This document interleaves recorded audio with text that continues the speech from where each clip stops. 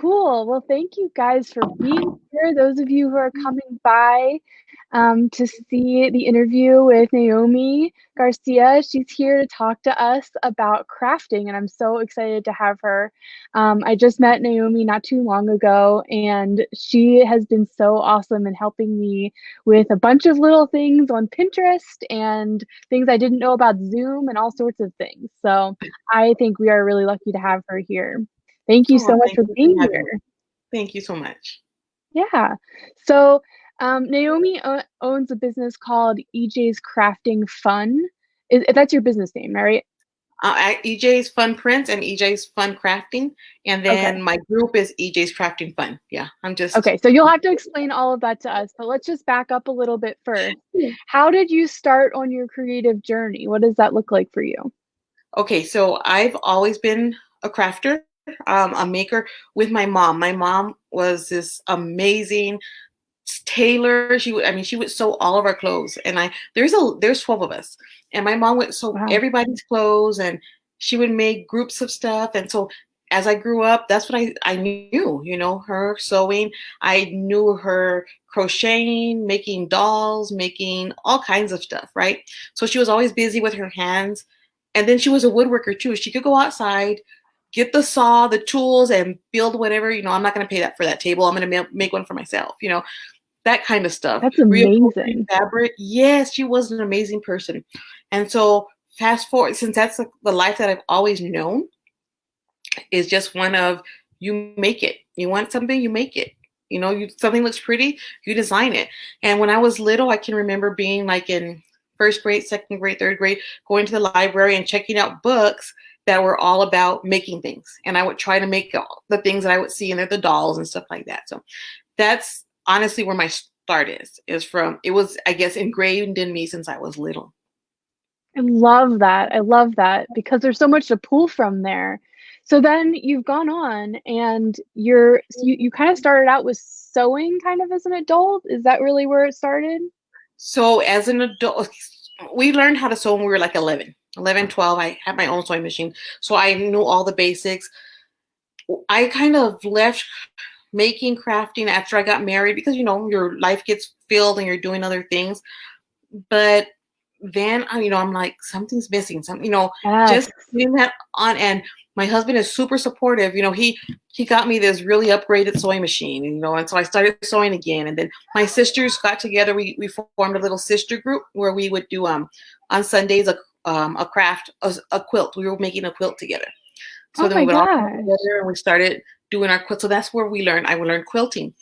And then Who has the quilt? Do you have the quilt or does one of your sisters have it? so we all made our own quilts. And Oh, we all, y'all yeah, made your own. Oh, okay, yes. cool. And then also my mom was included. So she had like, and she continued on with all the quilting and everything. So anyway, then after, so I didn't have any kids. I had kids. And so then there's nothing, again, you get that lull, you reach that lull where nothing. And I was running my own preschool at that time. I had all this stuff going on. And I had a cricut. It was a small one, and I didn't use it because I didn't know how. And it wasn't. It didn't. When I took it out of the box, it didn't interest me. Like I thought it would. A couple years later, my friend gets the more updated one. She gets me into it. I started doing all this stuff, and bam! Wait, hold You on. know what? What's the cricket? For people that don't know what it is, what Okay, is the cricket? so the Cricut is a cutting machine. You use it to cut. You can cut fabric, thin pieces of wood, cardstock. People use it to cut out what they need for T-shirts like this. I cut out this with my Cricut, Oh, and then cool. it's iron on it, huh? So it's a cutting machine, but it's got software, and then you place that into your you upload that into the software, whatever you want to make, and then you cut it on your machine. But I'm also a So teacher. cool. I'm a teacher. I'm a certified teacher in Texas. I've been a teacher for a long time. And so everything that I do goes back to that. It pulls back to, and I've been a teacher at heart. My first job was in a daycare, and I've stayed in that field. And so putting the two together, I guess, is where everything just kind of, blew up there. I can teach and craft at the same time. That's really Yeah. my. Yeah. So, the woman who kind of brought out my creativity after I was like dead inside from being in a job that I hated. We've already talked about that a whole bunch, but the woman who was kind of responsible for doing that, her name is Kathy Heller, and she talks about how there's kind of like 4 categories of being a like creative entrepreneur. One is being a creator, one is being, so the creator and maker is like, you know, doing the craft. And then there's the teacher, who, I mean, that's obvious too. And then there's the curator. Someone's going to have to tell me what the 4th one is. A lot of people in this group are followers of Kathy Heller. I'm not going to remember what the 4th one is, I don't think. The curator, though, is person who like gets people together. So like when you do interviews in your Facebook group, like you're curating a group of people to like specialize in crafting or art or whatever. Right. Just like we're doing right now. Oh man, I can't remember what the 4th one is, but so like it makes sense. Like you've got like the heart of a teacher. Like a lot of people will relate to that. I think that feeling of like wanting to teach and having that be like your heart. Yes. I think it makes a lot of Sharing what sense. I know, you know, just giving that to I want everybody to feel as excited as I am about this, you know. That's how I feel. Yeah, it's beautiful. So tell us about EJ. So I'm going to screw this up now because I don't know the differences between the different businesses. I just know the name of your Facebook group, which is EJ's Crafting Fun. So tell me the differences in what you do. I started out with EJ's. Okay, everything was just like once I got my Cricut and I started making stuff. Like, okay, I'm just gonna display my work. That was EJ's Fun Prints, because I just came, you know, okay, prints. I felt that I was just gonna make this stuff, showcase it, maybe sell some stuff. But as I started growing and I realized that I don't want to make and sell as much as I want to create the content, that's when I changed it over to EJ's Fun Crafting instead of Fun Prints. And so that way it would all come together. Instead of just, this is all I make is prints, it would all come together. And then just to flip the name for the group, I just switched over the name Crafting Fun. So that's how that works out, just for my group. Wow, that makes a lot of sense. So yeah, you started out kind of like making the thing, and then you decided you're really more interested in teaching the thing, and then now you're teaching it. Love it. Right. Love it. Thank so you. Tell us what happens in your Facebook group. Like, what is the community built around? Like, can you tell us what it's about there? Sure. So it's a noob group. Okay, like I told you guys about my sister and our group, how we did our group. I started it like that. After I started, you know, the EJ's Fun Prints, it was just a place for just me and my sisters to come post our stuff, whatever. As I grew, I said, okay, well, let's include more people, my friends, you know. But now that I want to create content for more people, that's why I've opened it up. And in my group, people can expect support for any kind of crafting they're doing. As you know, Sam, I've been bringing in people to interview, not just people who are specializing in the crafts that I know how to do, but more important, people who do things that I don't know anything about, because there's such a wide variety. I don't know, nobody can know everything. And so I want to bring that knowledge and just distribute it to everybody. Just have a safe place to come, learn about different crafts, see what piques your interest, and be able to have the resource to go learn that further if that's what you want to do. Love that. Love that. That's exactly what I'm trying to do here in so many ways. It's not really focused on crafting as much as just like creativity broader than that. But that's why we work so well together, because there's so much overlap. Yeah, I love it. So can you tell me a little bit more about like, how do you get started? Like if you were to get started, like maybe let's start with Cricut, because I feel like you've done a lot with that on your page. Like, what would you give if someone's interested in learning about Cricut? Like what tools might you give them, or tips might you give them to get started? So my first thing would be to be patient. Be patient with yourself, be patient with the machine. And then my second thing would be consistent, because it's like anything else. We talked about the energy challenge, right? You've got to keep going. You know, if you drop it, you're not gonna benefit. So because it's software based, it's really easy to forget, especially if you're not a person who likes technology. So it's really easy to forget how to do something, and then you're frustrated. So that's my second thing. Be consistent. Okay, so don't give up. Be patient. Be consistent, and then ask for help. You know, be open to help. And it's okay if your first project say you think you're going to make these beautiful paper flowers and you start working and you're like, I don't like flowers. I don't like making this. It's okay to change it up. You I know, love that. I I love that. I thought I was gonna. I did because I thought I did. I'm like, I'm gonna make cards and blah blah blah. And I hardly make any cards now. Everything's about physical, other things. But it's okay. You'll Yes. find yourself there. That's how I. That's my advice. Don't get locked into this is what I have to do and this is what. Give yourself time and give yourself room. Give yourself permission to change up what you expect of yourself when using that machine. Oh, I love that so much. It speaks so much to my heart because Oh. I think you have to try, like, you just have to try something, and then sometimes you realize, like, it's such a mistake. Like, so my background is in polymer clay art, and I Uh-huh. make a lot of jewelry, and a lot of people kept telling me, like, "Oh, your stuff would be so beautiful for brides, like, you should do bridal work." And so I was like, "Oh, I'll think about that," and then eventually, like, I signed up for a couple of bridal shows, and like, to be a vendor at a bridal show. And I Uh-huh. brought my whole, like, bridal inventory that I had made, and I put all my stuff down, and I realized that no one buys anything at a bridal show. Everyone's just, like, looking around. So I made Uh-huh. no sales, and, like, all the brides are completely drunk, and they're, like if they're not drunk, they're stressed out, they don't wanna Right. actually talk to me, they don't wanna Mhm. buy anything, like, it was the worst, and then I also realized, I was like, "I don't really love weddings, like, I don't love going to weddings, I don't love being around this stuff, like, why am I doing this?" But it's Uh-huh. so important, like, I have so many of those stories, it's like, you just have to try. You have to put Exactly. yourself out there, and if it felt right in the moment, then that's fine. But, like, if you're making a huge flower with your Cricut and then all of a sudden you realize that you hate flowers, like, yeah, Yeah, yes, like, that's yeah. the process. That is the Exactly. process. I love it. Exactly. I love it. So, I really wanted to talk to you about this too because I think it's really an interesting topic. So, Mhm. crafting versus art. Is there a difference to you about crafting versus art? Definitely. I think there is a difference. Really? Okay.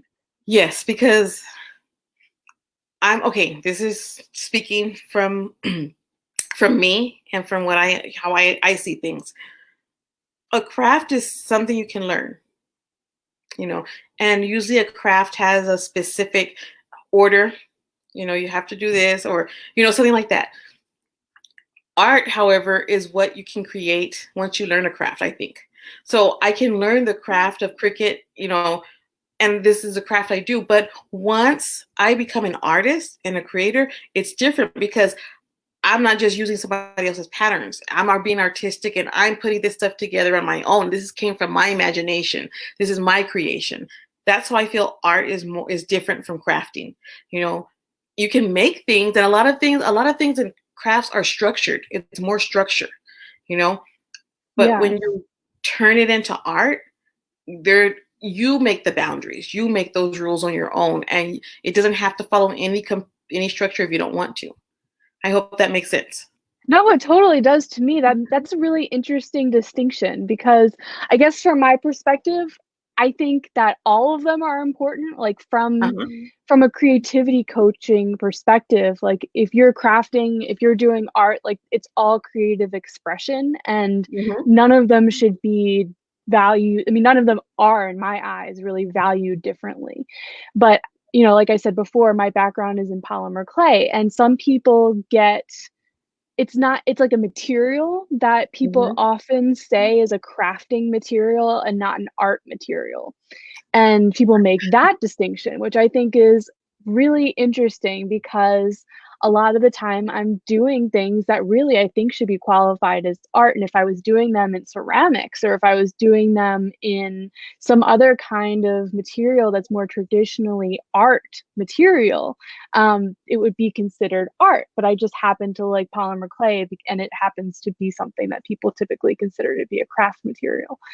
Um, but I look at some of the things that you've done, and I would consider that to be art, and um, and but you might consider it to be craft. And I was really interested in, because you call yourself a crafting coach, and I was interested in that distinction that you had. Right. And because I feel, I mean, I'm not an artist. I have artists in my family, and I'm not just talking about painting. I have musicians, stuff like that. If They you had can to make a learn, quill, I think you're an artist. I have and to that's say one thing. that. It can start as a craft. Like I had to learn the craft of sewing. I had to learn how to sew, like the how to, you know what I'm saying? And then I Yeah. turned that into my own art when I made the quilt. Let me give you another example. I'm an early childhood professional, and a lot of times people want to give kids paper and they have the letter A or an elephant on it, and you're going to color this, and then they hang them on the wall, and everybody's looks the same. Oh, this is our art. That's not art. It's so closed in. You know what I'm saying? Huh. But you give those same kids crayons and any paper they want, and you give them the choice. What you want to use, a crayon? You want to use a marker? What do you want to use here? And that becomes their art. And you hang them on the wall, and everything's different because they're expressing themselves creatively. Does that make sense to you? Oh, no, it definitely does. I just think that it's such a fascinating distinction that you're drawing, because I never really thought about it that way. Uh huh. I'm really glad I asked you that, because I think it's just so fascinating to me. I love that. Thank you for that distinction. I'm gonna have to chew on it. I don't know. I don't know if I agree or not, but I Yeah. like that. I like that idea, because I still am having trouble with this idea of like certain materials being crafting materials um versus Art means other it. materials, like art materials. But I think it's kind of unfair to think of things that way. I do too. I But think it depends on who, because my sister can create art and she creates art differently with her poured paint. And I think that's art. But if I did it just like her, to me, that's not art anymore because I'm just taking hers and I'm following that process and I'm trying to do it exactly like hers. So it's not, to me, that's not art. That's her art. But for me, it wasn't because I didn't come up with that on my own. I didn't just let my mind go free with it. wow. But someone else might come along and see both of those paintings and not know which person made which, and they might think of both of them as art or both of them as craft. Who knows, Right. And right? that's the other thing too. It's interpreted differently by different people. So, you know, it is an interesting subject. It really Yeah, is. I love that. Yes. I feel like we could go on and on. Like I could definitely I have this conversation with you for hours. Um, but for the sake of the viewers and time, Naomi is part of our group, Creative Life Scholars. So if you ever, maybe Naomi would be willing to take this conversation up with you if you're interested in having this conversation with her at some other point in time. Um, so, of course, I want to ask you, what does it mean to you to live a creative life? To me, living creatively means getting up and you do what's going to help you get to your move what moves you forward, getting to your goals however you need to. So when you're creative, my goal is that I need to feed my kids, right? And am I gonna creatively? Am I gonna go to the kitchen and get what's there? Am I gonna order pizza? Creatively, I can go. That's my creative life to me. Just moving through my life in different ways. That's gonna get me to that end, but not necessarily this way that everybody else is going. That's creatively for me. Okay, so like almost like critical thinking is part of would that be part of I creativity, think do you so. think? I think Yeah, so. Yes, yeah, and that's just my really mind. cool.